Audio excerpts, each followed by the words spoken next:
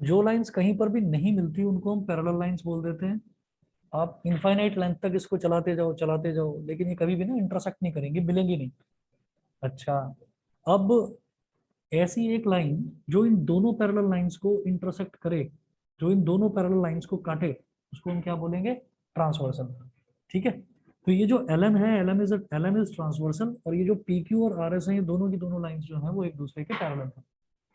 अब यहाँ पर अलग अलग तरीके के हमें एंगल्स देखने को मिलेंगे। ठीक है, अलग अलग तरीके के एंगल्स देखने के लिए मिलेंगे। जैसे मान लीजिए ये वाली लाइन है और ये वाली लाइन है, ये दोनों पैरेलल है ना, तो इनके अंदर के जो एंगल होंगे, पैरेलल लाइंस के अंदर के जो एंगल होंगे, उनको हम क्या बोलेंगे?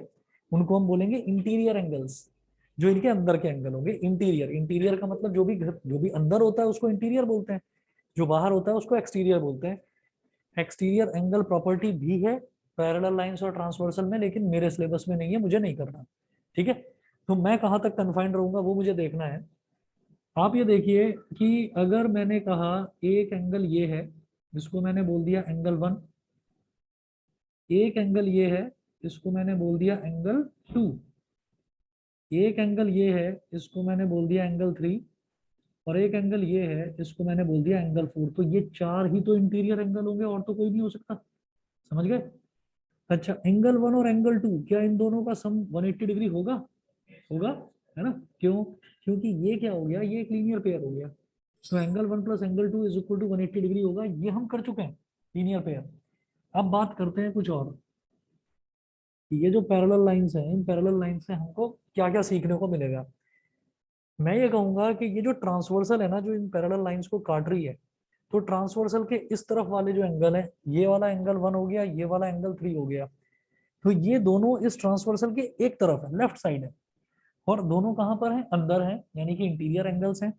तो जो बिल्कुल साथ साथ जो एंगल होते हैं उनको हम बोल देते हैं कॉन्जिक्यूटिव इंटीरियर एंगल्स।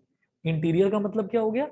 इंटीरियर का मतलब ये हो गया कि दोनों इन लाइंस के अंदर है, इंटीरियर मतलब अंदर। और कॉन्जिक्यूटिव का मतलब कि इधर एंगल 1 और इधर एंगल 3, तो एंगल 1 के ठीक सामने ही तो नजर आ रहा है एंगल 3। तो इनको बोलते हैं हम कॉन्जिक्यूटिव इंटीरियर एंगल्स, शॉर्ट में बोल देते हैं को इंटीरियर एंगल्स। ठीक है, वो कॉन्जिक्यूटिव जो इतना बड़ा शब्द है वो बोलने की जरूरत नहीं, हम बोले को इंटीरियर एंगल्स। तो यहां पर आप लिखेंगे को इंटीरियर एंगल्स, सबसे पहले लिखें को इंटीरियर एंगल्स। मैं इसकी डेफिनेशन में नहीं जा रहा हूं, जरूरत नहीं है मुझे, मैं इसकी डेफिनेशन में नहीं जा रहा हूं, मुझे उसकी जरूरत नहीं है। को इंटीरियर एंगल्स जैसे है, तो को इंटीरियर एंगल्स क्या हो गया? Angle 1 and angle 3, angle 1 and angle 3 are co interior angles.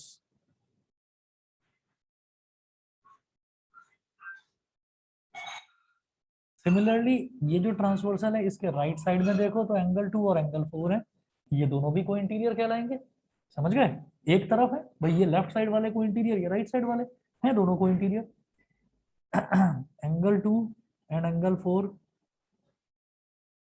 Are co interior angles.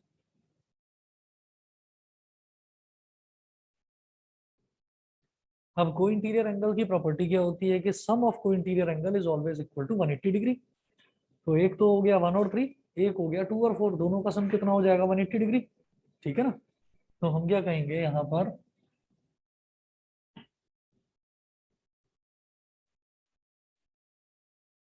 Some of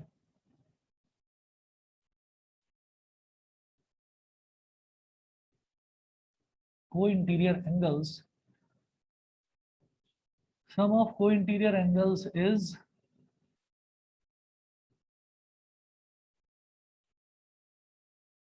supplementary. जानते हैं सप्लीमेंट्री क्या होता है? Yes sir. Yes sir. बहुत बढ़िया। जो दो एंगल्स का सम अगर 180 डिग्री होता है तो हम ये बोल देते हैं कि उसको सप्लीमेंट्री बोल देते हैं, कि दोनों का सम 180 डिग्री है सप्लीमेंट्री, दोनों का सम 90 डिग्री है तो कॉम्प्लीमेंट्री। ठीक है, तो यहां से क्या हो जाएगा? Angle 1 plus angle 3 is equal to 180 degree, and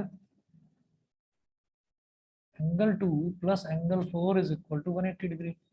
angle 1 plus angle 3 भी 180 डिग्री होगा, एंगल 2 प्लस एंगल 4 भी 180 डिग्री होगा। क्लियर है? हाँ, बेटा ये तो होगा कोई इंटीरियर एंगल, इसके अलावा कुछ नहीं होगा। उसके बाद एक और चीज लिखें सेकंड लिखेंगे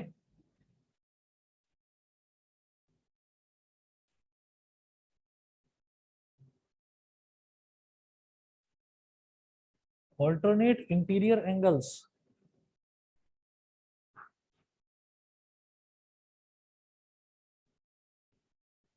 ऑल्टरनेट इंटीरियर एंगल्स, अगर मान लीजिए मैं गाड़ी चला रहा हूँ हम ये मानते हैं कि गाड़ी में 4 लोग बैठकर जाते हैं।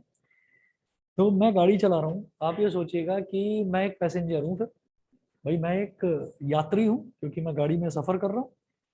मेरे बाजू में जो बैठा है वो कहलाएगा को पैसेंजर। को पैसेंजर, अगर मुझे ड्राइवर कह दोगे तो मेरे बाजू वाला कहलाएगा को ड्राइवर, वो ड्राइवर के बराबर में बैठा हुआ है। समझ गए मेरी बात? तो जो हमारे बराबर में है वो कहलाएगा को। जैसे कि एंगल 1 के ठीक बराबर में एंगल 3 है, एंगल 1 के ठीक बराबर में एंगल 3 है, तो को इंटीरियर एंगल। ठीक है। एंगल 2 के ठीक बराबर में एंगल 4 है, तो को इंटीरियर एंगल। इसी तरह से मैं गाड़ी चला रहा हूँ, मैं इस तरफ बैठा हूँ, इधर मेरे बराबर में एक बैठा हुआ है, वो है मेरा को पैसेंजर। कोई मेरे पीछे बैठा हुआ है और कोई मेरे इस तरफ बैठा हुआ है, मतलब बाजू वाले के पीछे। तो जो मेरे बाजू वाले के पीछे बैठा हुआ है ऐसे डायगनली, वो क्या कहलाएगा? ऑल्टरनेट पैसेंजर है। वो ऑल्टरनेट पैसेंजर जो इस तरह से है। तो इसी तरीके से एंगल्स में देखिए, ये एंगल 1 है, ये एंगल 1 है, इसके बिल्कुल बराबर वाला तो एंगल 3 हो गया, लेकिन इसके डायगनली वाला इधर वाला कौन हो गया? एंगल 4। तो angle 1 is equal to angle 4 होता है। एंगल 1 और एंगल 4 हो गए ऑल्टरनेट इंटीरियर एंगल्स। एंगल 2 और एंगल 3 हो गए ऑल्टरनेट इंटीरियर एंगल्स। बताइए समझ में आया कि नहीं? ठीक है, बताइए भाई, ऑनलाइन वाले बच्चे बताएं क्लियर है कि नहीं? Yes, sir. Yes, sir. ठीक है, याशिका, सोमिल, सिमर, जानवी, देवांश, सभी को क्लियर है? Yes, बताइए। sir. Yes, sir. चलिए जी, ओके। अब देखिएगा, मैं यहाँ पर ये कहूंगा angle 1 and angle 4 are alternate interior angles.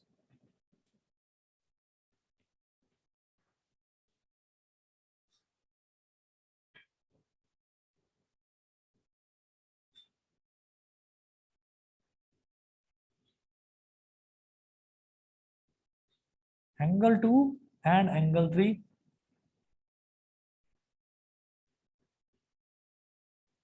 Are alternate interior angles.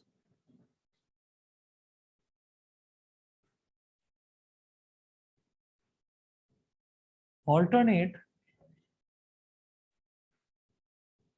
Interior angles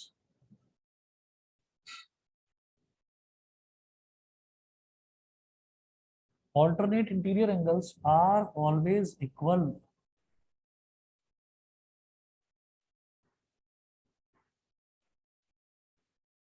Alternate interior angles are always equal, ये हमेशा इक्वल होते हैं। तो इसका मतलब angle 1 is equal to angle 4 and angle 2 is equal to angle 3। Angle 1 angle 4 के equal होगा और एंगल 2 एंगल 3 के इक्वल होगा। फिर क्या करूंगा? फिर मुझे एक तरीके का एंगल और देखना है, कॉरेस्पॉन्डिंग एंगल्स। कॉरेस्पॉन्डिंग एंगल्स देखने के लिए मुझे यही डायग्राम एक बार दोबारा बनाना पड़ेगा, क्योंकि कॉरेस्पॉन्डिंग एंगल्स जो है वो जरूरी नहीं है कि अंदर वाले एंगल्स, तो जरूरी नहीं है कि वो इंटीरियर एंगल्स हो। उसको समझते हैं बड़े आसान तरीके से।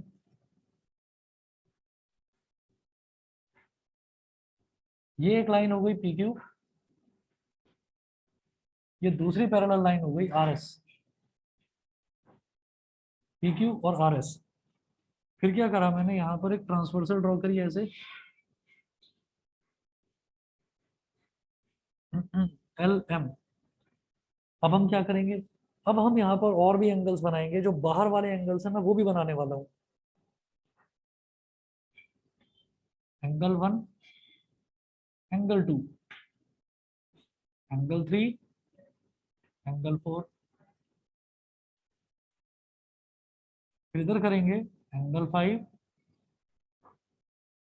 एंगल 6, एंगल 7 और एंगल 8। भाई यही तो बन सकते हैं यहाँ पर, इंटीरियर एक्सटीरियर सब मिलाकर सारे एंगल। 4 ऊपर बन गए, 5 4 नीचे बन गए, टोटल 8 हो गए। ठीक है, अब क्या करना है, अब मैं अगला पढ़ने वाला हूं बेटा corresponding angles.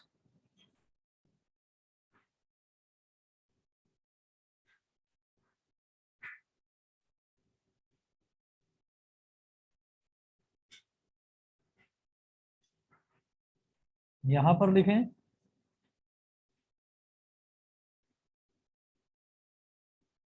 Corresponding angles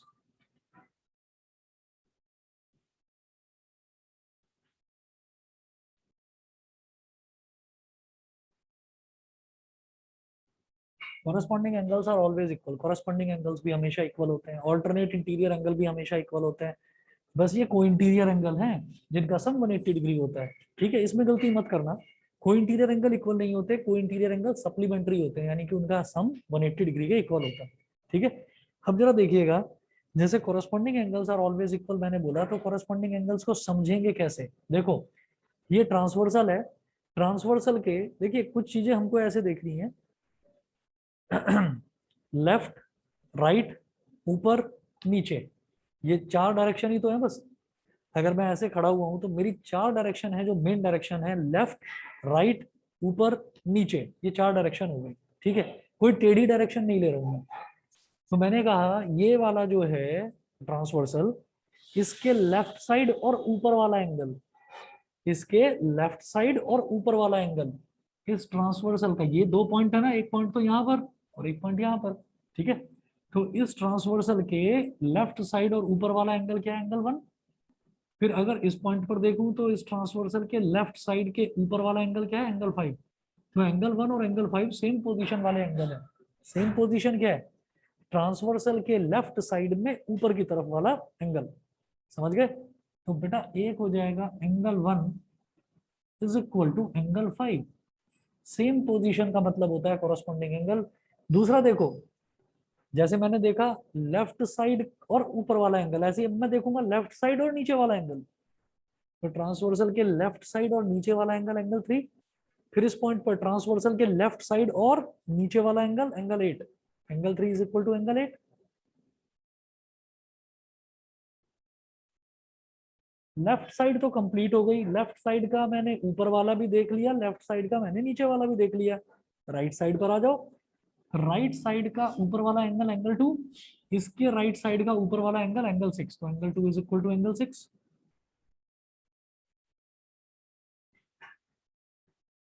right side का नीचे वाला एंगल एंगल 4, राइट साइड का नीचे वाला एंगल एंगल 7। एंगल 4 और एंगल 7 हमेशा याद रखना। कई बार डायग्राम थोड़ा सा ऐसा भी आ सकता है कि हमें आइडेंटिफाई करना पड़े कि कहाँ है पैरेलल लाइंस, कौन कौन सी पैरेलल लाइंस हैं। ऐसा सीधा सीधा हमेशा नहीं मिलेगा। ठीक है, तो मैं कॉरेस्पॉन्डिंग को कैसे समझूंगा कि लेफ्ट साइड का ऊपर और लेफ्ट साइड का ऊपर, ऐसी लेफ्ट साइड का नीचे और लेफ्ट साइड का नीचे दोनों इक्वल होने चाहिए। राइट साइड का ऊपर वाला राइट साइड का ऊपर वाला इक्वल होने चाहिए, राइट साइड का नीचे वाला राइट साइड का नीचे वाला इक्वल होने चाहिए, बस। इसके अलावा कोई डायरेक्शन ही नहीं है, कोई एंगल ही नहीं है। समझ सर गए कि नहीं? हाँ जी बोलो। सर एंगल 3 और एंगल 5 भी को इंटीरियर एंगल्स होंगे। एंगल 3 और एंगल 5 है को इंटीरियर एंगल, ये इक्वल नहीं होंगे, इन दोनों का सम 180 डिग्री होगा। Okay sir. और बताइए बेटा, सबको क्लियर है ये तीनों टाइप के yes angle? Sir. Yes sir. चलिए जी ठीक है, अगर समझ में आ गया है तो अब जरा इसके क्वेश्चन से स्टार्ट करते हैं। ठीक है,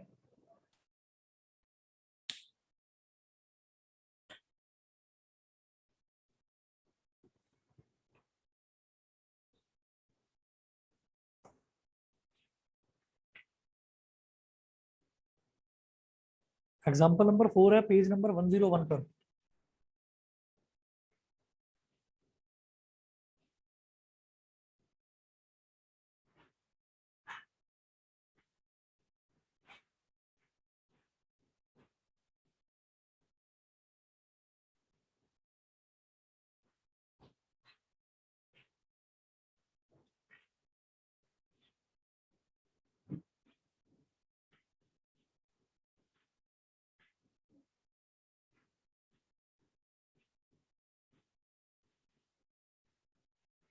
एग्जाम्पल नंबर 4 है पेज नंबर 101 पर, इसमें दे रखा है, कुछ पूछ लो। In the given figure if PQ is parallel to RS,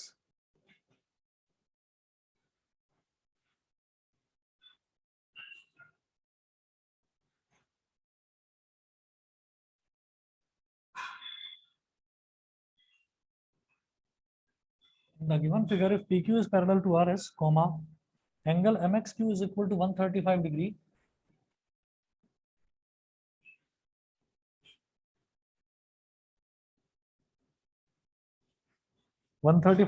and angle MYR is equal to 40 degree,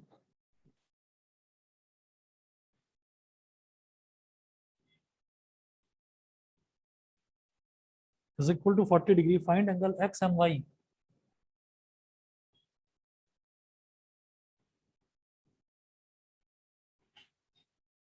figure दे रखी है, इसमें दो पैरेलल लाइंस दे रखी हैं,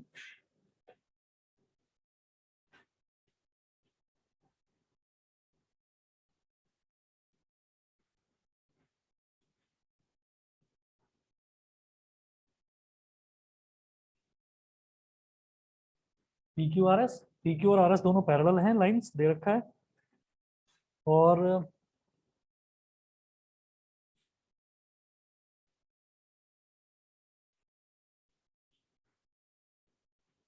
ये वाला पॉइंट है X, ये वाला पॉइंट है M, और ये वाला पॉइंट है Y।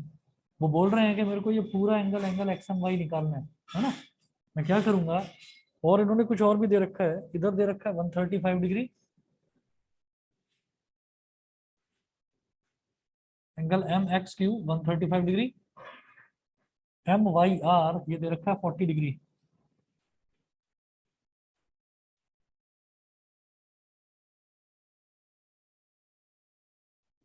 ये दे रखा है, अब आप समझना इसमें।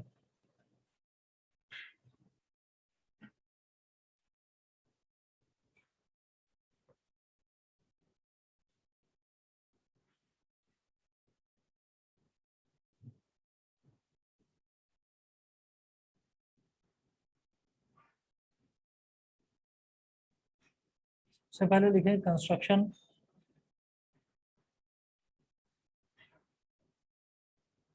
ड्रॉ अ लाइन, जैसे ये है ना PQRS, PQRS, TU, draw a line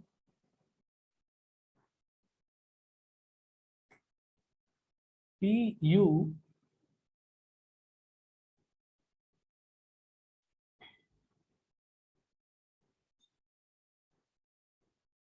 passing through M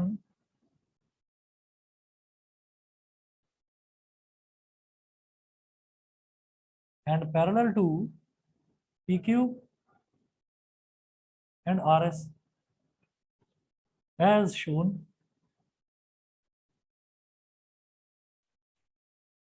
एक लाइन ड्रॉ करनी है मेरे को TU, जो कि M से पास हो रही है और PQ के भी और RS के भी दोनों के पैरेलल है। भाई अगर लाइन PQ के पैरेलल है तो वो RS के तो अपने आप ही पैरेलल होगी, क्योंकि PQ और RS आपस में पैरेलल है ना।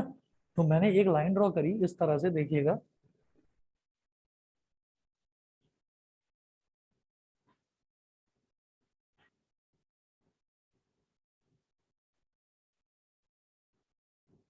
इस लाइन को मैंने बोल दिया TU, ठीक है।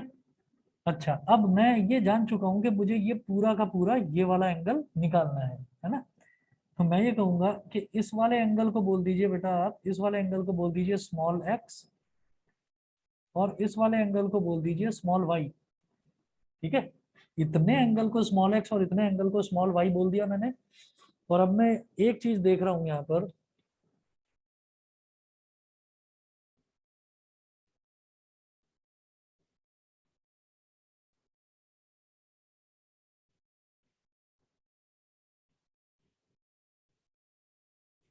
आप लोग यहाँ पर देखेंगे कि ये जो PQ है और ये जो TU है, ये एक दूसरे के पैरेलल लाइंस हैं। तो this XM is behaving like a transversal, जो दोनों को इंटरसेक्ट कर रही है। तो ये वाला एंगल और ये वाला एंगल ट्रांसवर्सल के राइट साइड पर दोनों एक तरफ वाले एंगल है, ठीक है। तो ये दोनों एंगल कौन से एंगल हो गए, वो इंटीरियर एंगल, ठीक है। समझ गए कि नहीं। अच्छा, तो मैं ये कहूंगा since PQ is parallel to TU and since PQ is parallel to TU and XM is behaving like a transversal and XM is behaving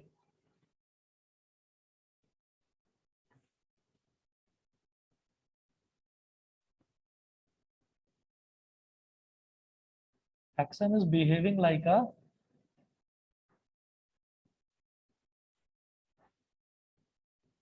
and XM is behaving like a transversal, तो मैं ये कहूंगा कि 135 degree plus x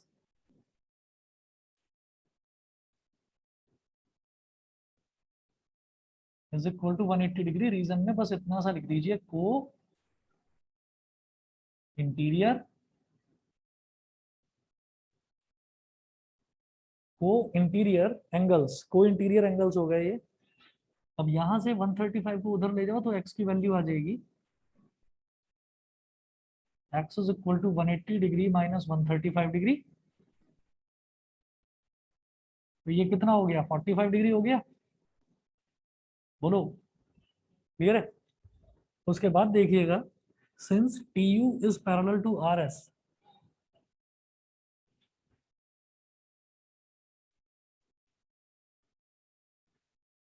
ये जो TU है ये RS के पैरेलल है and MY is behaving like a transversal,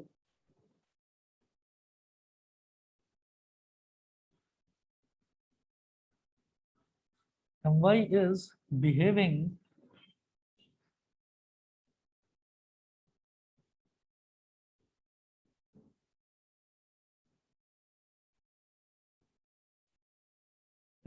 like a transversal, तो आप ये देखिए कि ये जो एंगल Y है और ये जो 40 डिग्री है, ये क्या हो गए, एक ट्रांसवर्सल के, बिल्कुल सही, एक ट्रांसवर्सल के इस तरफ और एक ट्रांसवर्सल के इस तरफ, और हैं दोनों पैरेलल लाइंस के अंदर, तो इंटीरियर एंगल एक इस तरफ एक इस तरफ, तो alternate interior angles.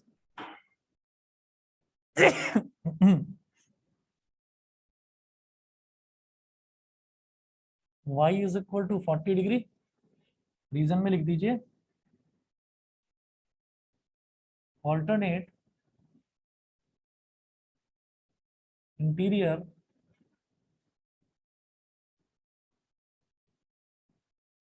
y is equal to 40 degree, reason में लिख दीजिए ऑल्टरनेट इंटीरियर एंगल्स। ठीक है, ऑल्टरनेट इंटीरियर एंगल हो गया। अब मुझे निकालना है एंगल एक्स एम वाई, तो पूरा का पूरा, देयरफॉर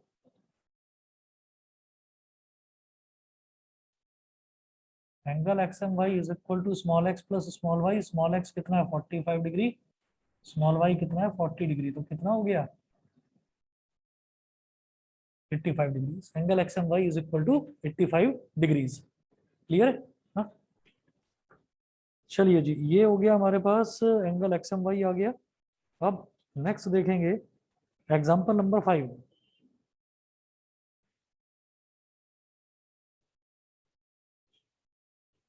ऑनलाइन वालों को क्लियर है? देवांश, जानवी, सिमर, सोमिल, टिया, यस बताइए। Sir. Yes sir. Yes sir. ठीक है जी, okay.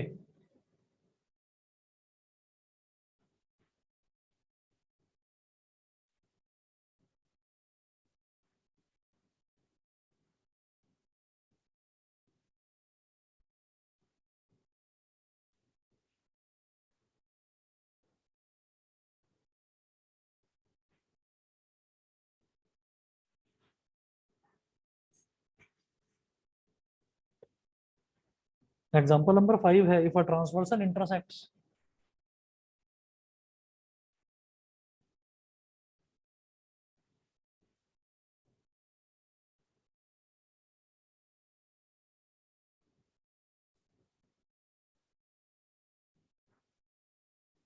if a transversal intersects two lines such that the bisectors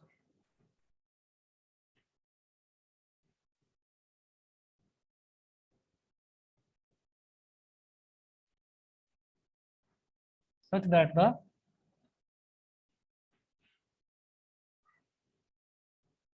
if a transversal intersects two lines such that the bisectors of a pair of corresponding angles such that the bisectors of a pair of corresponding angles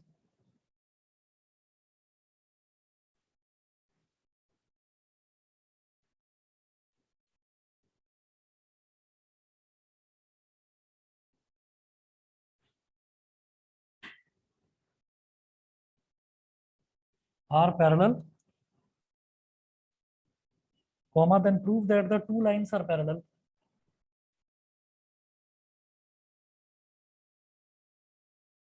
Then prove that the two lines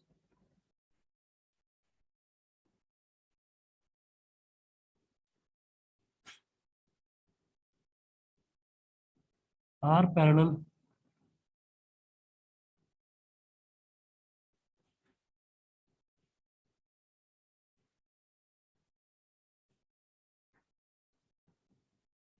अब यहाँ पर ना दो lines दे रखी हैं और ये नहीं दे रखा कि वो दोनों लाइंस जो है वो पैरेलल हैं। ये नहीं दे रखा कि वो दोनों लाइंस पैरेलल हैं। तो मैं बना लेता हूँ। मैं बनाऊंगा ऐसे कि देखने में वो लगेंगी पैरेलल, ताकि हमको समझने में थोड़ी आसानी रहे। देखिए कैसे करेंगे।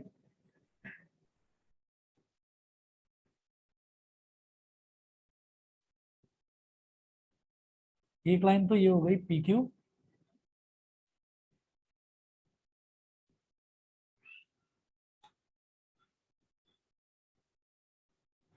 एक लाइन ये हो गई आर एस, पी क्यू और आर एस। ठीक है। If a transversal intersects two lines, एक ट्रांसवर्सल है वो इन दोनों लाइंस को इंटरसेक्ट कर रही है, तो मैंने ट्रांसवर्सल बना ली। इस ट्रांसवर्सल को मैंने बोल दिया एल एम, इसको मैंने एल एम बोल दिया, है ना। Such that the bisectors of a pair of corresponding angles, अब मेरी मर्जी है, मैं कोई भी दो कॉरस्पॉन्डिंग एंगल ले लेता हूँ। मैंने कहा कि ये वाला एंगल और ये वाला एंगल ये कॉरस्पॉन्डिंग एंगल्स ही तो है ना। अच्छा, क्या ये कॉरस्पॉन्डिंग एंगल्स हैं, तो क्या ये इक्वल हैं? हाँ, सोचो, क्वेश्चन पढ़ लो। अगर, बिल्कुल सही, अगर लाइंस पैरेलल हैं तभी ये कॉरस्पॉन्डिंग एंगल्स इक्वल होंगे। कॉरस्पॉन्डिंग तो ये है ही। ठीक है। कोई भी दो लाइंस हैं, अगर वो पैरेलल नहीं भी हैं, वो आगे जाके इंटरसेक्ट भी कर रही हैं, तो भी ये वाली लाइन ट्रांसवर्सल कहलाएगी। जो दो लाइंस को काटती हुई जा रही है वो ट्रांसवर्सल कहलाएगी। राइट साइड में ऊपर की तरफ ये वाला एंगल, ऐसे ही दूसरी लाइन पर देखो, राइट साइड में ऊपर की तरफ ये वाला एंगल, तो दोनों कॉरस्पॉन्डिंग एंगल्स हैं। वो इक्वल तभी होंगे जब ये वाली लाइन पी क्यू और आर एस पैरेलल होंगी। मुझे इस क्वेश्चन में ये प्रूव ही ये करना है कि पी क्यू और आर एस पैरेलल हैं। मुझे ये प्रूव करना है। कोई फोन आ रहा है क्या? कोई फोन आ रहा था क्या? अच्छा, तो देखिएगा, then prove that the two lines are parallel। और इसमें दिया दिया क्या है, bisectors of a pair of corresponding angles are parallel. तो इसका जो बाइसेक्टर है ये, इसको ना मैं नाम दे दूंगा। ये पी क्यू आर एस तो हो गया, ये एल एम हो गया, इसको मैं बोल दूंगा बेटा पी यू, चलेगा। ऐसे ही मैंने क्या करा, ये क्या हो गया, वी डब्ल्यू। ठीक है। इन्होंने दे रखा है कि ये वाली लाइन टी यू और वी डब्ल्यू ये दोनों पैरेलल हैं, तो थोड़ा ना इसको लंबा खींचता हूं ताकि दिखाई दे के पैरेलल हैं।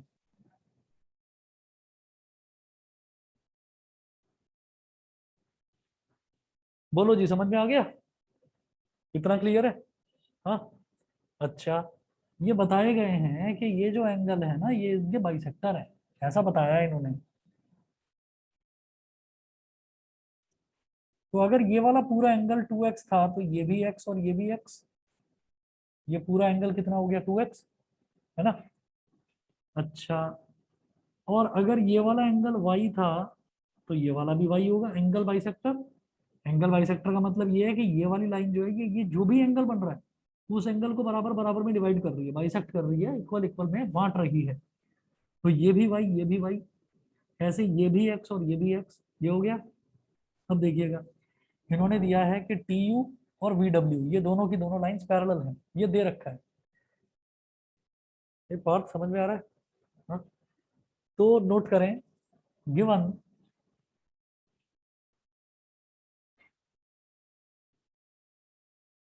TU is parallel to VW. TU is parallel to VW और प्रूव क्या करना है?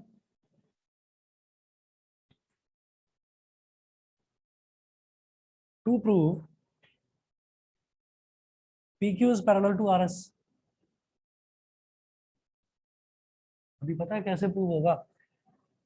ये x और y इक्वल आ जाएं, बस इतना हो जाए मेरा काम। x और y इक्वल आ जाएं तो 2x is equal to 2y तो अपने आप ही हो जाएगा। और जब 2x 2y के इक्वल हो गया तो मैं बोलूंगा ये पूरा एंगल और ये पूरा एंगल इक्वल हो गया, corresponding angles are equal, that's why PQ is equal to PQ is parallel to RS, है ना? ये हमारी अप्रोच रहेगी। यहाँ पर मुझे दे क्या रखा है कि TU is parallel to VW। जब TU और VW ये दोनों के दोनों पैरेलल हैं तो इसका मतलब यहाँ पर हमारा जो मतलब पैरेलल लाइंस वाली प्रॉपर्टी है वो सारी लग जाएंगी, चाहे ऑल्टरनेट इंटीरियर एंगल मिले, चाहे कोरस्पॉन्डिंग मिले, चाहे को इंटीरियर मिले। तो अब जरा उन एंगल्स को ढूंढते हैं। यहाँ पर देखिए दो लाइंस हैं, एक तो TU और एक VW। तो TU is parallel to VW and TV is acting like a transversal. ये दोनों लाइंस को काट रही है ना TV। ये वाली लाइन इस वाली पैरेलल लाइन को भी टच कर रही है और इस वाली पैरेलल लाइन को भी टच कर रही है TV। समझ गए? समझ गए? ज्यादा है तो आप इसको LM बोल दो, पूरा बोल दो, पूरी लाइन बोल दो LM, कोई प्रॉब्लम नहीं। हम ये कहेंगे कि since TU is parallel to VW and LM is acting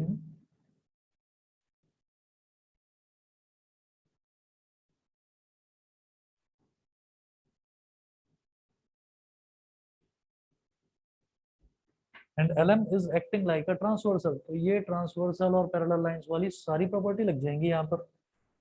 मैं इसको ये वाला जो एंगल है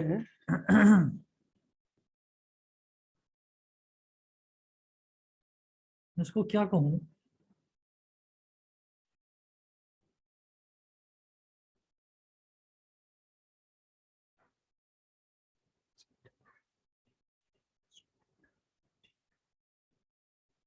चलिए जी, समझ में आ गया।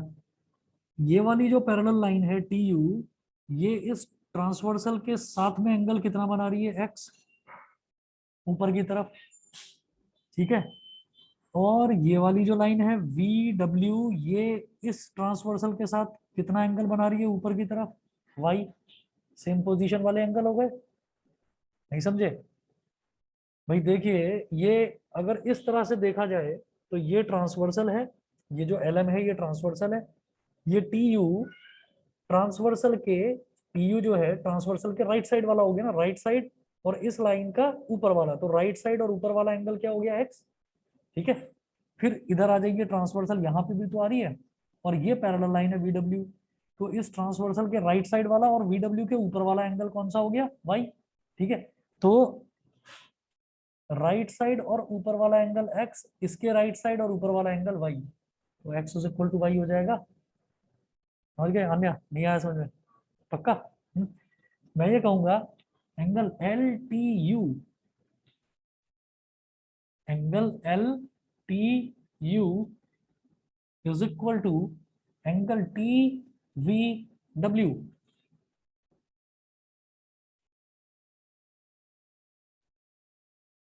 That is x is equal to y। Reason में क्या लिखेंगे? Corresponding angles. बताइए भाई, ऑनलाइन वाले बच्चों को क्लियर है? Yes sir. Yes sir. चलिए ठीक है। तो इसके बाद हम कहेंगे multiply both sides by 2।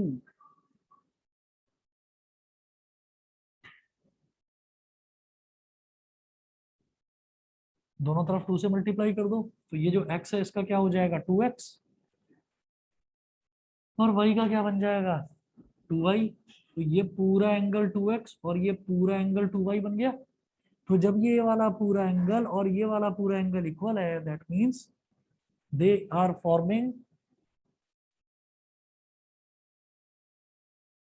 they are forming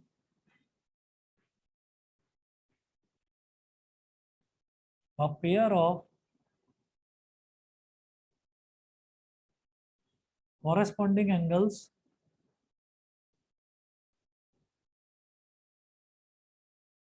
for lines